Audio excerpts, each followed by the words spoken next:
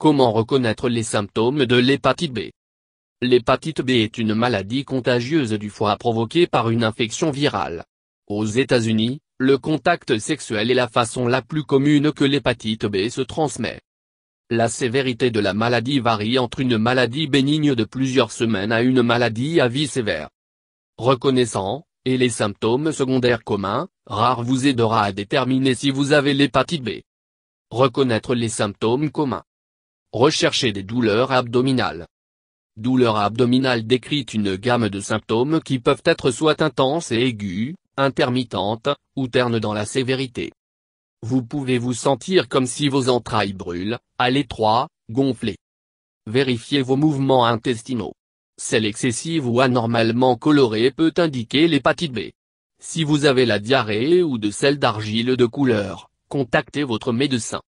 Il pourrait ne pas être l'hépatite B, mais il devrait être source d'inquiétude quand même. Vérifiez vous-même pour une fièvre. Techniquement, la fièvre est toute température du corps au-dessus des normales de 98,6 degrés Fahrenheit. Habituellement, cependant, les médecins ne sauront pas diagnostiquer quelqu'un comme ayant de la fièvre jusqu'à ce que leur température corporelle est supérieure à 100,4 degrés Fahrenheit. Prenez votre température avec un thermomètre pour déterminer si vous avez une fièvre. Si vous le faites, vous pourriez avoir l'hépatite B. Surveillez vos niveaux d'énergie. Si vous souffrez de fatigue en cours, vous pouvez avoir l'hépatite B. Fatigue est un sentiment à long terme de la fatigue ou de la fatigue. Normalement, vous pouvez dissiper la fatigue en obtenant le sommeil d'une nuit complète. Ou de manger plus sainement. Si vous avez l'hépatite B, cependant, votre fatigue va durer plusieurs semaines ou mois et vous serez incapable de le secouer. Recherchez des urines foncées ou décolorées. 9.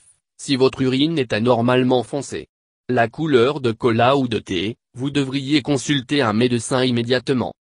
Même si vous ne disposez pas de l'hépatite B, l'urine foncée est un signe que quelque chose ne va pas. Reconnaître les symptômes graves et peu fréquents. Recherchez disturbance.if mental que vous vous trouvez se confondre ou souffrant d'hallucinations, vous pourriez avoir une forme plus grave de l'hépatite B. Contactez immédiatement un médecin si vous éprouvez des troubles mentaux. Recherchez un stomac.your ventre gonflé pourrait saillir et prendre une forme élargie, même si vous ne l'avez pas changé ou le régime alimentaire ou un poids important acquis.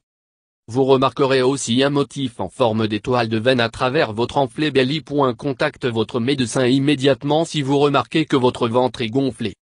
Cherchez nausea.if et vous vous sentez comme si vous pourriez vomir, ou fait vomir, vous pouvez avoir l'hépatite B. Depuis symptômes durent pendant des semaines contre l'hépatite B à mois, vous saurez qu'il n'est pas la grippe quand nausée a duré plus d'une semaine ou plus. Recherchez la jaunisse. La jaunisse est la décoloration de la peau et les yeux. Les deux ou soit peuvent virer au jaune. Ceci est dû à l'incapacité du foie pour traiter les vieux globules rouges. Alors que les bébés en bonne santé pourraient avoir la jaunisse pendant quelques semaines immédiatement après leur naissance, chez les adultes jaunisse est un symptôme possible de l'hépatite B. Reconnaître les symptômes secondaires. Recherchez d'hydration. À la suite de la diarrhée et des vomissements, vous pouvez devenir déshydraté.